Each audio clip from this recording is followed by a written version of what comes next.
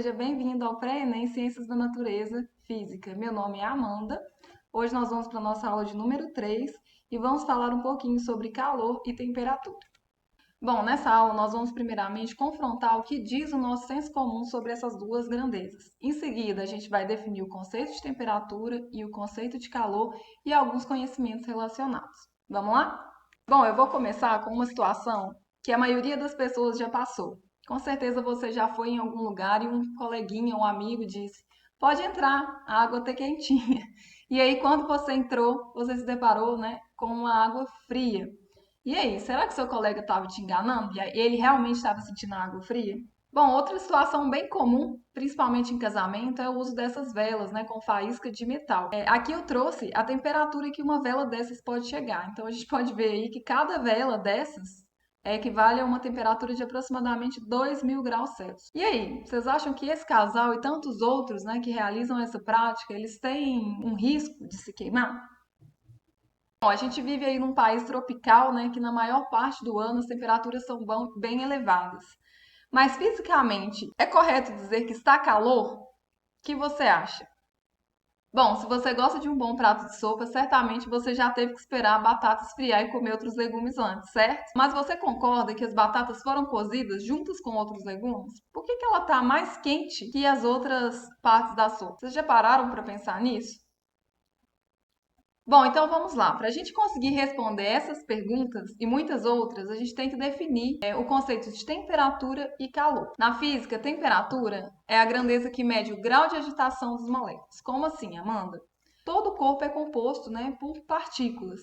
E essas partículas, elas têm um certo grau de liberdade. Quanto maior o grau de liberdade dessas partículas, como a gente pode ver nessa figura aqui, maior é a temperatura, tá?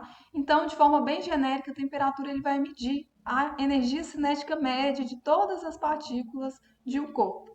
Para medir a temperatura, a gente utiliza os termômetros. Os termômetros, basicamente, eles vão utilizar a variação de alguma propriedade de algum material em relação à temperatura e medir essa variação em escalas. Por exemplo, o termômetro de mercúrio, ele vai usar a expansão, do volume do mercúrio em relação à temperatura. Ou eu posso ter termômetros elétricos, que medem a variação de resistência de determinado material em relação à temperatura. Ainda, a gente tem os termômetros infravermelhos, que foi muito presente na nossa vida, e principalmente em 2020, no contexto pandêmico. E esse tipo de termômetro, que é o termômetro infravermelho, ele vai medir o comprimento de uma onda eletromagnética medida pelo nosso corpo. E a gente vai ver isso mais adiante nas próximas aulas. Bom, da mesma forma que a gente consegue criar termômetros com diferentes materiais, a gente consegue também definir diferentes escalas termométricas. Por exemplo, se eu quiser criar hoje uma escala graus Amanda, eu consigo criar, basta eu ter 2 pontos de referência e ir graduando a minha escala conforme a temperatura vai aumentando. Existem hoje 3 escalas termométricas que são mais utilizadas, sendo elas a escala Celsius, a escala Fahrenheit e a escala de Kelvin. A escala Celsius é a que a gente utiliza no nosso cotidiano. Os pontos de referência delas são o ponto de fusão da água e o ponto de ebulição da água. Entre esses 2 pontos a gente tem 100 graus. A gente tem também a escala Fahrenheit, que ela utiliza como ponto de referência o ponto de ebulição da água também e o ponto de fusão da água. Porém, esses 2 pontos eles estão graduados de forma que o ponto de fusão da água é 32 graus Fahrenheit e o ponto de ebulição da água é 212 Fahrenheit. Outra escala, que é a mais utilizada no meio científico e é a escala do sistema internacional, é a escala Kelvin. Nessa escala, o ponto de fusão da água equivale a 273 graus Kelvin. E o ponto mínimo dessa escala, que é o 0 graus Celsius, a gente chama de zero absoluto. Ok? Agora que a gente viu o conceito de temperatura, vamos partir para o conceito de calor. Lembra aquela pergunta que eu fiz sobre está correto falar que está calor hoje ou não está calor hoje?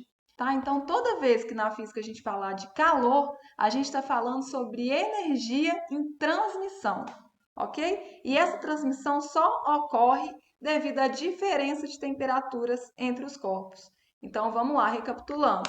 Se um corpo A ele tem uma energia cinética maior do que a do corpo B, ele vai transmitir energia para o corpo B. Como que essa energia é transmitida? Sobre a forma de calor. E existe uma regrinha, tá bom? O calor, ele é sempre transmitido do corpo mais quente para o mais frio. Então, a gente nunca pode falar que o frio está entrando, é sempre o calor que está saindo, ok? Vamos fazer uma experiência mental aqui, então. Imagina que a gente está aquecendo massas diferentes da mesma substância.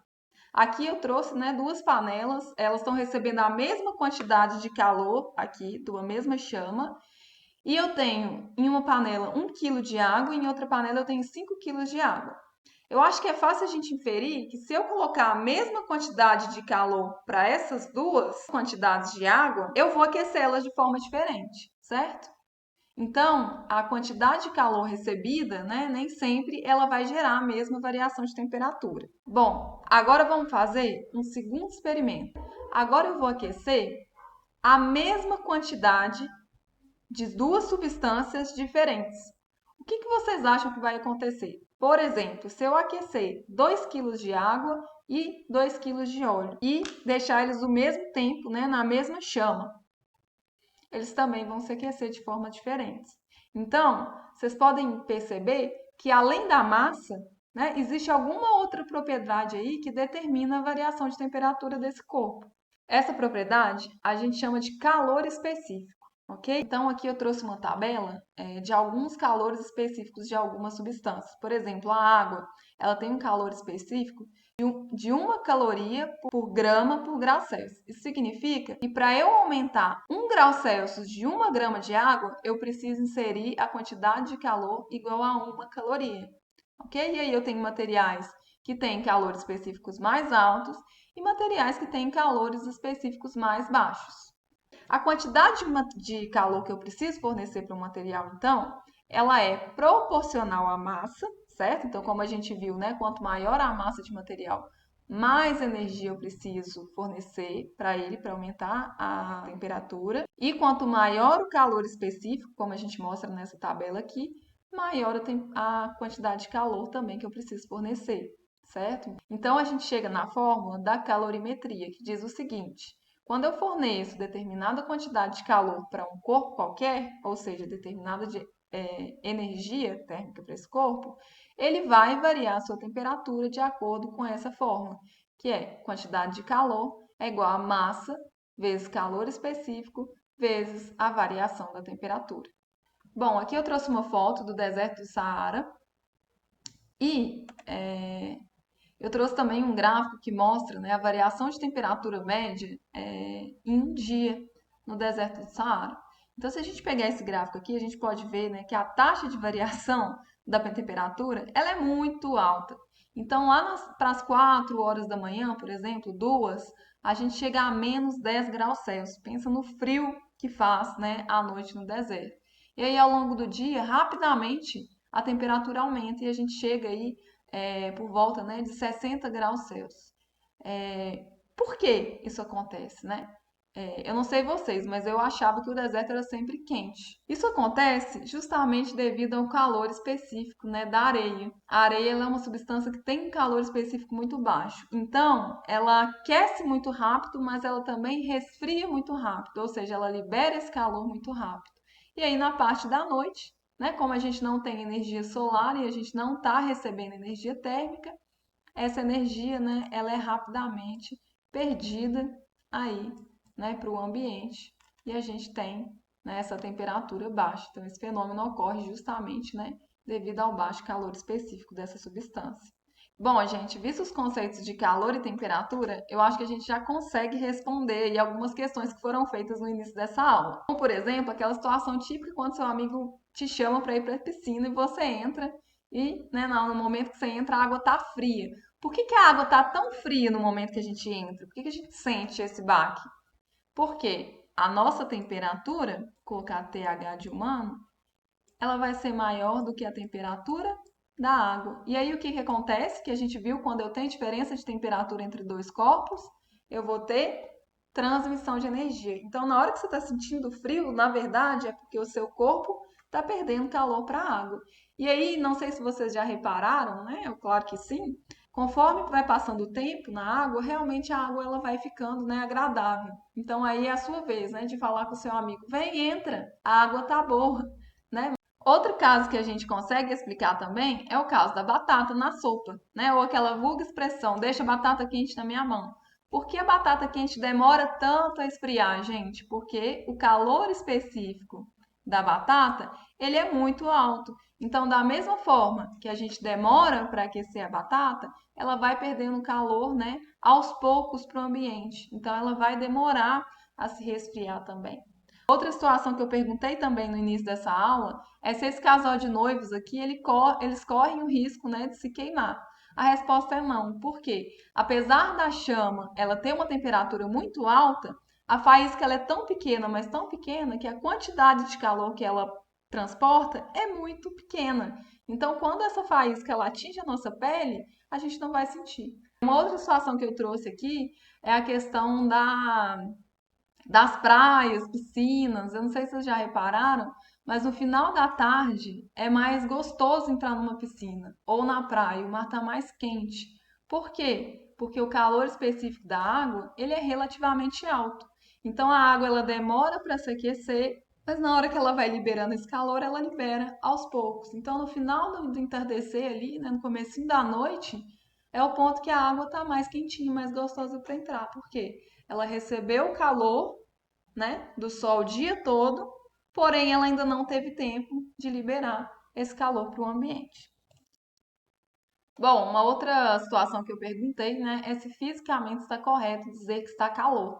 E aí, o que você acha? Bom, outra pergunta que eu fiz é se fisicamente é correto dizer que está calor.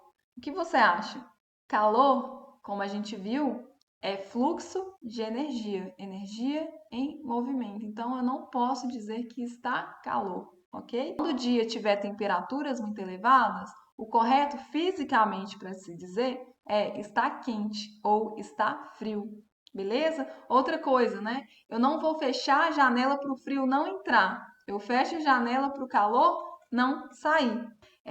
Se a gente se cobre com um edredom, eu não estou me cobrindo para o edredom me aquecer. Eu estou me cobrindo para eu não perder calor para o ambiente. A sensação de frio é essa, tá? É quando a gente perde calor para o ambiente. Tranquilo, né? Uma terceira e última pergunta é a seguinte: a gente pode confiar nos nossos sentidos? Por exemplo, eu posso falar que está frio, que está quente, que está morno? O que você acha? E aí eu quero que vocês façam essa experiência que está lá descrita no livro didático, que é pegar 3 copos com a mesma quantidade de água, uma água muito fria, uma água muito quente e uma água em temperatura ambiente. E aí vocês coloquem a mão na água quente e na água fria. Em seguida, coloquem no copo que tem a água com a temperatura ambiente. E aí vocês vão me dizer, a gente pode ou não confiar nos nossos sentidos? Por quê?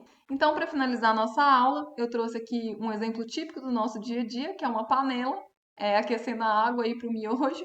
E aí a gente tem, né, todos os processos de transmissão de calor. Então a gente viu que calor é energia em movimento devido à diferença de temperatura, e eu tenho 3 formas básicas aí de transmissão de calor, que é a condução, quando essa transmissão ela se dá por contato, a radiação, que é quando essa transmissão se dá por ondas eletromagnéticas, por exemplo, né, numa fogueira, se a gente chegar perto da fogueira, a gente não precisa tocar nela para sentir o calor. E o terceiro tipo é a convecção, que se dá basicamente por diferença de densidade em líquidos ou gases com temperaturas diferentes. Bom, então resumindo aí o que a gente aprendeu em nossa aula hoje, primeiro foi o conceito de temperatura, certo? Temperatura é a energia cinética das partículas de um corpo. Depois a gente viu aí o conceito de calor, que é a energia sempre em transferência, que ocorre devido à diferença de temperatura entre 2 corpos. A gente viu também, né, que existem diferentes tipos de escalas térmicas e também diferentes tipos de termômetros e a forma e, por fim, a gente viu, né, a fórmula da quantidade de calor, ou seja, quando um corpo ele recebe certa quantidade de calor, ele vai variar a sua temperatura, né, em função da massa do corpo e em função do calor específico do outro corpo. Bom, gente, eu vou ficando por aqui. Espero que vocês tenham gostado da aula, aprendido o conteúdo, visto principalmente, né, que muitas coisas do nosso senso comum estão equivocadas. Espero que vocês evoluam aí nos conceitos de calor, de temperatura, consigam ter autonomia para levar esse estudo mais adiante. E qualquer dúvida, eu estou à disposição. Um grande abraço!